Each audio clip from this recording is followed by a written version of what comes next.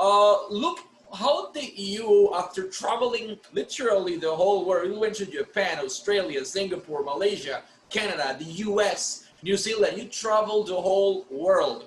How did Luke Williams finally arrive to Puerto Rico? Who was the person who said, hey, Luke, you want to come to Puerto Rico? Who was the person who called you in? Well, the person who called me in, the funny part was, I was, after a few territories, we worked across Canada, then come in the States, but even when we were working across Canada, we'd come into the top part of the States, Vermont and a few of the States working, but we're based, my second territory was the notorious Stampede Wrestling for Stu Hart. There's a lot of stories before that.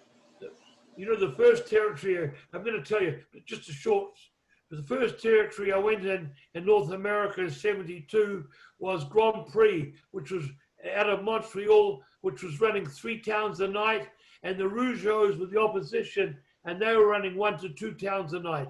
So that Ontario and Quebec were getting 4 to 5 shows a night, at least 3 shows anyhow a night, minimum. And that the wrestling was hot. That was a hotbed. And Killer Kowalski was there, who was in Australia when I was going into Australia in the 60s.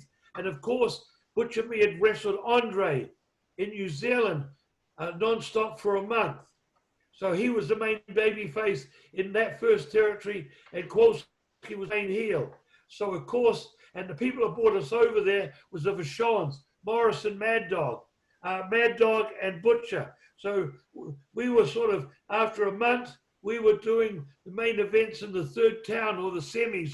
We were doing semis straight away off the bat around the territory. Anyhow, we're jumping forward now. My second major territory in the States, not Canada, was the NWA out of Charlotte. NWA head office was in Charlotte and run by the Crockett's. Jimmy Crockett. Now you must have heard of him, right? Yeah, Jim Crockett, yeah, of course. Yeah, and he was running the NWA, which was going all over the southern part of USA, the southern part. The second week there, we got the belts, the Mid-Atlantic belts, not the world NWA world belts, the NWA Mid-Atlantic belts, because we're on the Atlantic coast, on the Atlantic. So we got those belts. And this was a major territory in the States. We didn't realize we were on the satellite station, TBS, which of me were green to that. We knew on television, but we didn't realize that one of the stations where we televised was TBS, which was, with CNN and TBS, they were major satellite stations going throughout the world.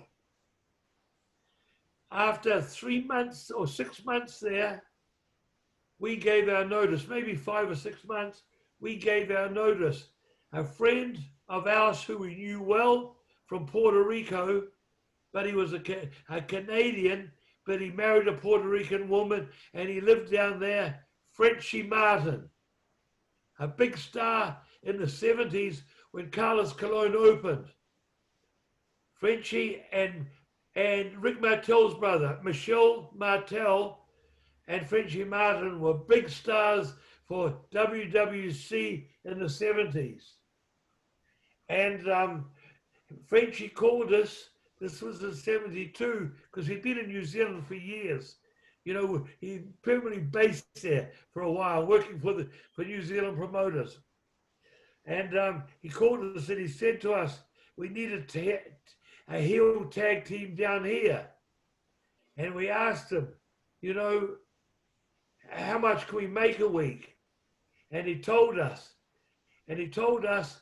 exactly the money, more than we were making working for the Crockett's in NWA out of Charlotte. We were doing 3,000 miles a week, more or less. We got up, went to the gym, went and had breakfast, lunch, showered, got home, I went back to the apartment, showered, and got on the road. Worked to town, drove back to where we lived, and then did the same every day in Charlotte. No, that was our life. You know what I mean? No spare time. Except the night we did wrestled in Charlotte, then we had a night off and we could go to a bar and have a few drinks before we went to the town the next day. And so it was hard work there. And now we're getting offered the same money, or around about the same money, and we're only working 3 days a week. Friday, Saturday, and Sunday. Sunday, we're doing 2 shows. We're doing Aquadia at 2 o'clock or 3 o'clock, and we're doing Ponce at 7.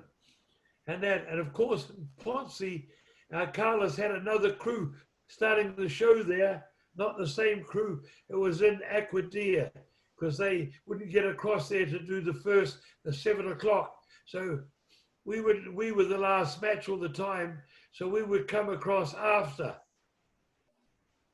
And when we gave the notice in Charlotte, we didn't know the politics. You never gave Jim Crockett the notice. He gave you your notice. He would say to you, you know, you've been used well here. You know, I'm going to finish you up at such and such a date, and that while you're still hot, then I can bring you back later, and you know, you can work up the card. If you stay here, you know, we have to job you, and you know, you'll start putting people over, and you'll lose your aura or your status in the promotion. So we gave him our notice, and which he didn't like because we had the belts. And the funny part, we dropped the belts to one of the guys was the Rock's dad, Rocky Johnson. And I can't remember the other guy, Dewey Robinson, who was the missing link later on. Anyhow, we dropped the belts and we went there. Funny part is, later on in the 80s, when I worked against Dusty, who was the booker for Crockett, and he'd fly into towns to do spot show, come into different territories. With Blackjack Mulligan, he would say, I want you back in Charlotte. But then when he went back and told Jim Crockett that he wanted to bring us in, Crockett didn't want us in there at all, because to him, we'd walked out on him when we had the belts, and that was a no-no. Anyhow, that's how we got the first time down in now the first night in Puerto Rico. Pausa, volvemos otra vez. El primer territorio en donde Luke Williams y su compañero de los Bushwhackers pisaron en Norteamérica fue el Grand Prix en Montreal en el 1972.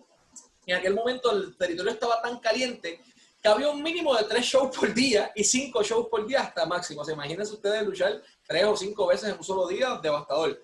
Killer Kowalski, yendo un poco atrás, estaba en Australia, luchando con ellos también, pero durante un mes completo los Bushwhackers lucharon con Andre the Giant durante un mes entero en aquel territorio porque era el babyface estrella. Entonces van a Canadá y de Canadá llegan a su segundo territorio, que fue NWA en Charlotte, que era el territorio más caliente en aquel momento dado en Estados Unidos, que era dirigido y corrido por los Crockett's. Sabemos quiénes son la familia Crockett, Team Crockett.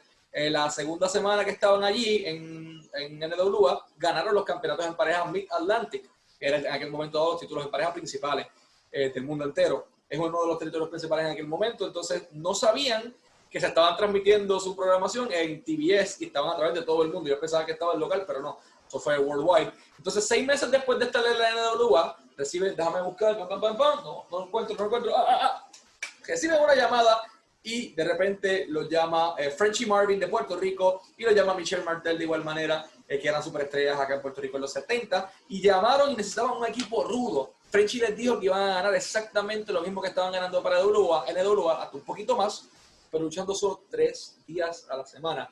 Un oasis para ellos, ¿por qué? Porque ellos en aquel momento dado estaban recorriendo 3.000 millas a la semana, 7 días a la semana con la NWA.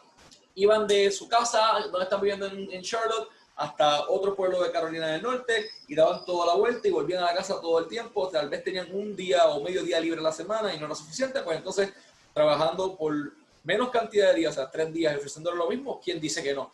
En aquel momento dado deciden dar la notificación a Jim Crockett. Jim Crockett se molesta obviamente porque tenía los títulos en aquel momento y pues pierden los títulos con el papá de Rocky Johnson y Dewey Robinson. Después ellos lucharon más adelante con Dusty Rhodes, que era el booker de Crockett, y Blackjack Mulligan directamente intentó traerlos, pero Crockett no los quería por lo que hicieron con los títulos, que se iban a ir con los títulos.